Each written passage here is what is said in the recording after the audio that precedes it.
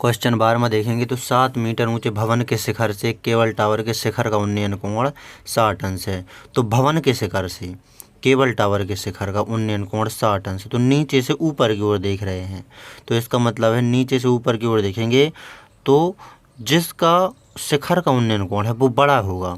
तो यहाँ पर भवन के शिखर से केबल टावर के शिखर का उन्नयन कोण बनता है जब नीचे से ऊपर की ओर देखते हैं। तो भवन के शिखर से देख रहे हैं हम ऊपर की ओर केबल टावर के शिखर की तरफ, तो उन्नयन कोण होगा 60 अंश। तो भवन है यहाँ पर ये AB और केबल टावर हो जाएगा यहाँ पर इस बिंदु से लेकर के यहाँ तक इतना बड़ा भवन से। तो भवन के शिखर से केबल टावर के शिखर का उन्नयन कोण, तो नीचे से ऊपर की ओर देखेंगे तो यहाँ पर बनेगा कोण कितने अंश का 60 अंश का। तो यहाँ पर मिला देते हैं इस बिंदु को इस बिंदु से, तो यहाँ पर उन्नयन कोण है कितने अंश का 60 अंश का। ये इसके पाद का अवनमन कोण, इसके मतलब लास्ट में कौन बोला केबल टावर, तो केबल टावर का पाद बिंदु है ये, तो यहीं से पाद का अवनमन कोण। तो अब ऊपर से जब हम नीचे देखते हैं तो अवनमन कोण बनता है। तो यहाँ से ये हो जाएगी सीधी जो है क्षैतिज रेखा और यहाँ से हो जाएगी दृष्टि रेखा इस प्रकार की इस बिंदु को मिलाने के लिए।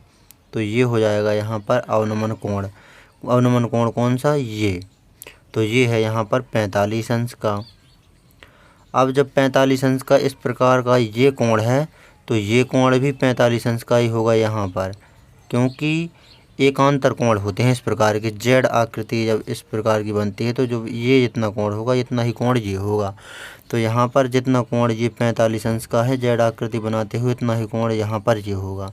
तो यहाँ पर B को इस बिंदु से मिला देते हैं, इसको नाम देते हैं C, इसको नाम D और इसको नाम देते हैं E। तो यहाँ पर BC को मिला देते हैं हम। तो यहाँ पर दो त्रिभुज हैं, एक त्रिभुज है BAC इसमें देखेंगे और एक त्रिभुज है BDE इसमें देखेंगे। तो यहाँ पर देखेंगे हम AB है 7 मीटर जो भवन की ऊंचाई है, तो ये CD भी 7 मीटर ही हो जाएगा। यहाँ पर हमें ज्ञात क्या करना है टावर की ऊंचाई, तो टावर C से लेकर के E तक हमें ज्ञात करना है। तो DE मान लेते हैं हम कितना, DE मान लेते हैं हम यहाँ पर H मीटर। तो जो पूरा टावर है CE, ये CE हो जाएगा H इतना और 7 इतना, तो 7 प्लस H मीटर ये हो जाएगा पूरा इस बिंदु से लेकर इस बिंदु से। तो ये है यही है यहाँ पर टावर की ऊंचाई, ये हमें ज्ञात करना है CE को। तो यहाँ पर देखेंगे हम त्रिभुज BAC लेंगे सर्वप्रथम। तो यहाँ पर टावर की ऊंचाई ये हमने मान ली, जो H माना था, तो पूरी हो जाएगी 7 प्लस H। समकोण त्रिभुज देखेंगे हम BAC में, तो समकोण त्रिभुज BAC में थीटा 45 अंश दिया है। तो जब 45 अंश का कोण दिया हो तो जितना उस त्रिभुज का लंब होगा उतना ही आधार होगा। चूँकि थीटा बराबर 45 अंश, इसीलिए AB बराबर AC बराबर जो दिया है 7 मीटर, AB बराबर AC बराबर 7 मीटर। तो यहाँ पर AC भी 7 मीटर हो जाएगा। यहाँ पर जब ये AC 7 मीटर है तो यहाँ पर BD ये भी इतनी ही रेखा है, तो ये BD भी यहाँ पर 7 मीटर ही हो जाएगी। जिस प्रकार यहाँ पर हुआ AB जितना है 7 मीटर, तो ये CD भी 7 मीटर। और जब 45 अंश के कोण से ये AC 7 मीटर है तो ये BD भी 7 मीटर। अब यहाँ पर समकोण त्रिभुज लेते हैं BDE में। तो समकोण त्रिभुज BDE में तो लंब और आधार की चर्चा हो रही है यहाँ पर। तो tan थीटा बराबर लंब बटे आधार, लंब बटे आधार। कुछ लोग यहाँ पर ये पूछेंगे कि यहाँ पर 7 मीटर कैसे हो गया, थीटा बराबर 45 अंश है। तो विकल्प में भी ये कहा गया है कई विकल्पों में कि यदि किसी पेड़ की ऊंचाई 10 मीटर है और 45 डिग्री के कोण पर छाया कितनी होगी, तो छाया भी यहाँ पर 10 मीटर ही होगी। जितनी यहाँ पर ऊंचाई होगी उतनी ही छाया होगी। तो ये यहाँ पर बात ध्यान दे ली, जब 45 अंश का कोण हो तो जितनी ऊंचाई हो उतना ही यहाँ पर आधार होगा।